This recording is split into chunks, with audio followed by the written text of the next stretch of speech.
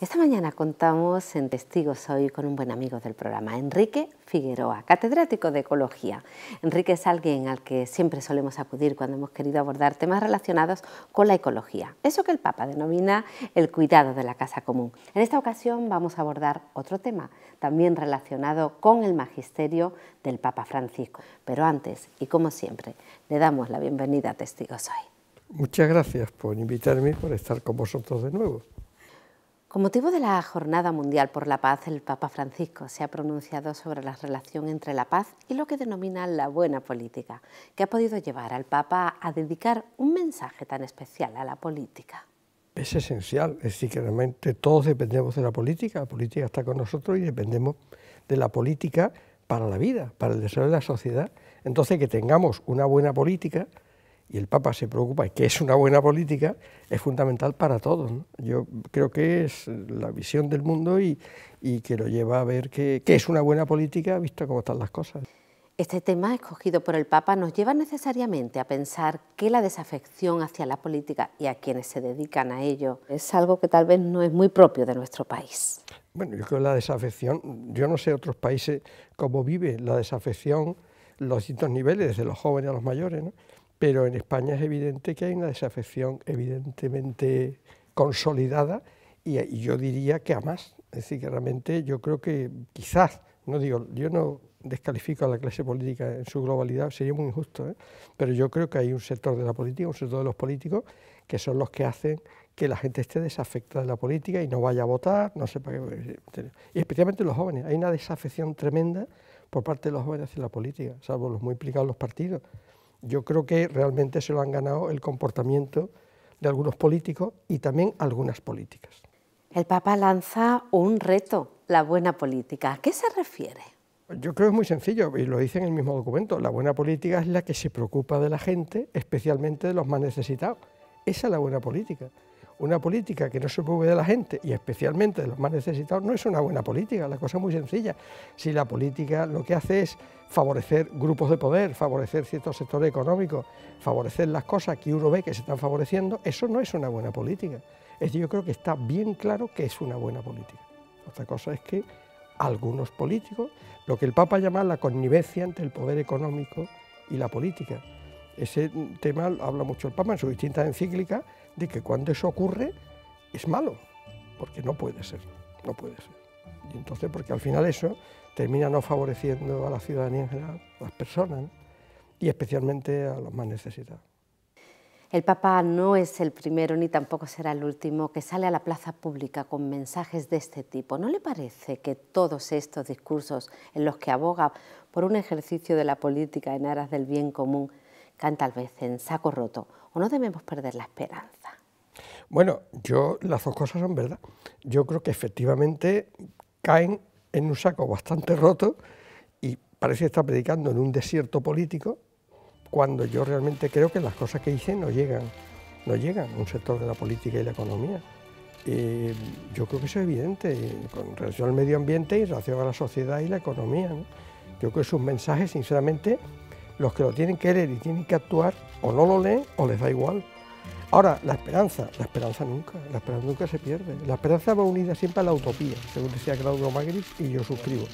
Y la utopía es algo no realizado pero realizable, es decir, un mundo mejor.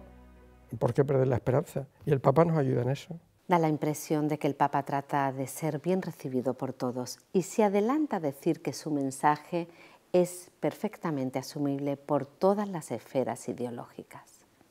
Yo creo que sí, porque el Papa tiene un plano, evidentemente, un plano trascendente. Lo que pasa es que desde ese plano trascendente baja a la realidad concreta material.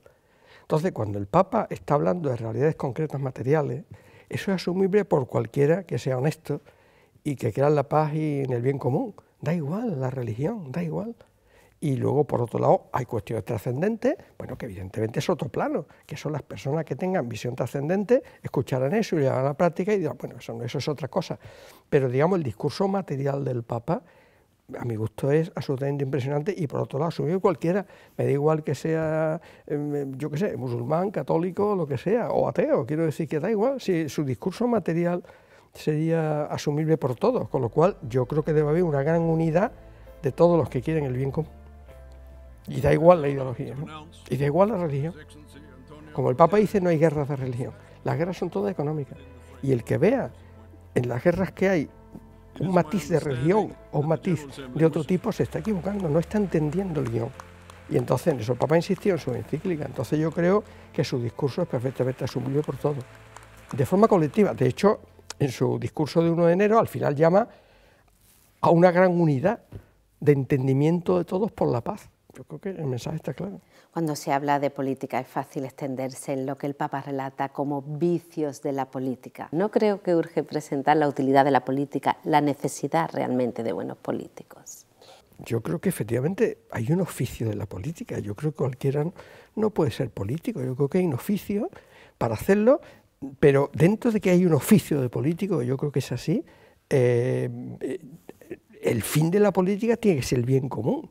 Es decir, el fin de la política no es el bien común, sino es, digamos, que ciertos lobbies o lo que sea, o cualquier tipo que sea, nos estamos desvirtuando la política. La política es necesaria, hace falta buenos políticos. ¿Quién es el buen político? El buen político es el que se preocupa de los demás. Y ver cómo hacer las cosas dentro de un programa político para llegar a una concordia desde la sinceridad, el derecho, la justicia, la solidaridad, lo que llama el Papa las virtudes del buen político, que yo creo que yo invito a los políticos a ir a España, ahora que estamos en un periodo que parece que va a ser muy caliente políticamente, yo invitaría a los políticos que se leyeran las virtudes del buen político del Papa y analizaran si las cumplen. Y si no las cumplen, bueno, que hagan un examen de conciencia, ¿no? Usted ha nombrado a los jóvenes y el Papa anima a los jóvenes, un colectivo quizás distante de la política, a tomar partido e involucrarse en política. Usted que ha desarrollado su carrera docente entre los jóvenes, ¿cree que el Papa habla en el desierto o por el contrario, será bien acogida esta recomendación por los jóvenes?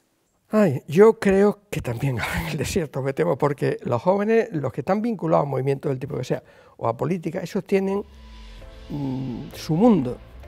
Pero su mundo muchas veces sesgado por su propia idea del grupo en el que están.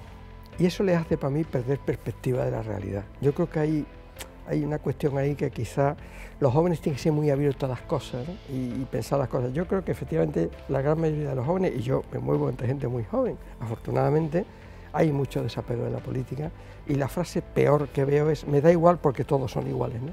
Es decir, la política, concretamente en España, que es el país en el que estamos, ha llegado a un nivel que los jóvenes dicen, da igual, son todos iguales, van a lo suyo. Eso es terrible, eso yo no lo escuchaba en mi juventud. Y ahora es un discurso. Yo invito a los políticos que rompan con esa dialéctica y de verdad recuperen a los jóvenes, que ahora mismo los han perdido. Usted ha dicho que cada uno va a lo suyo y el Papa habla de trabajar juntos y propone un cierto consenso, un diálogo. ¿Cómo trasladamos esta forma de hacer política a nuestro ámbito? ¿No estamos quizás demasiado cerrados a la aportación del otro? Yo siempre he hablado, la idea no es mía, desafortunadamente, de la mirada del otro, ¿no? El otro, ¿no? El otro es fundamental, entender al otro es fundamental, mirar con la mirada del otro. El Papa insiste en eso, entonces insiste en un gran proyecto común donde se tenga en cuenta la persona con sus características, sin discriminaciones. El Papa evita cualquier discriminación del tipo que sea y no hace distingos, ¿eh? El distinto es distinto y hay que tenerlo en cuenta, por distinto que sea y por lo que sea. Entonces eso es muy importante y hay que escucharlo, porque la verdad, habrá una verdad absoluta por ahí, pero luego la verdad material está diluida y al estar diluida todo no tiene parte de la verdad. Entonces no podemos decir, no, es que tú estás equivocado, a lo mejor no está tan equivocado. Entonces yo creo que invita a un gran diálogo y a un consenso general sobre las cosas. España, yo creo que en este momento político y España tiene mucho que aprender de eso, mucho que aprender de eso y mucho que andar, porque podemos no caminar hacia el escenario que todos queremos, ¿no? En ese escenario que usted también conoce, ¿qué le sorprende del Papa, de esos consejos que da, de esas invitaciones que nos hace? La verdad, del Papa yo he leído y leo todo lo que dice y todo lo que escribe, incluso las cartas o los discursos que hacen los aviones, y la verdad es que no me sorprende nada en el sentido de que todos tienen un discurso muy coherente. Es decir, el Papa no va diciendo, ahora hablo de esto, ahora hablo de lo otro, uy, qué sorpresa de lo que ha hablado el Papa. Este no es este Papa. Este Papa tiene un discurso muy coherente, una serie de cosas que luego va manifestando en ámbitos distintos, en momentos distintos. Pero yo encuentro mucha relación entre el mensaje de la paz y la Laudato Si, o la alegría del Evangelio, otros documentos que ha escrito. Es decir, hay una coherencia tremenda en su visión de la sociedad y del mundo. Me sorprende quizás como lo dice, y digo, anda, qué atinado está, o mira qué nuevo, pero digamos, sorpresa, anda, mira lo que está hablando ahora, yo sinceramente, que lo leo todo, no tengo, porque hay una coherencia tremenda en su pensamiento. ¿Es revolucionario el Papa con su mensaje? Yo creo que sí, sinceramente. Llama a una revolución colectiva. De hecho, llama a la revolución cultural. En Laudato Si llama a la revolución cultural. Y que yo recuerde, el último que llamó a una revolución cultural fue Mao. Es decir, que en los últimos tiempos los que han llamado a revoluciones culturales han sido Mao y el Papa Francisco. Que oiga el que quiera escuchar. Enrique, terminamos, y qué mejor que hacerlo, con la reflexión final del Papa en este documento con motivo de la Jornada Mundial de la Paz. Francisco nos dice que no vamos a ninguna parte si entendemos que la paz se sostiene por la amenaza, por el miedo a un mal mayor. Yo creo que eso es un mensaje muy importante. No puede haber miedo ni amenaza, ¿no? El mundo está basado en el miedo, el mundo está basado en la amenaza.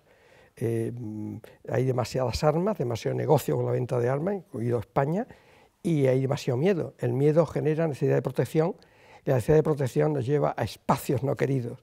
Es decir, yo creo que el mundo tiene que tener menos miedo, para lo cual necesitamos menos gente que genere miedo y genere situaciones sociales que lleven al miedo. Eso es muy importante. Y yo, por mi parte, la invitación final sería a que todos los políticos de este tiempo de elecciones se lean este mensaje cada noche, hasta que se lo aprendan. Muchísimas gracias, Enrique, por acompañarnos en Testigos Hoy y acercarnos a este tema, un tema de todos. Gracias a vosotros por darme la oportunidad de estar aquí hablando de lo que es esencial.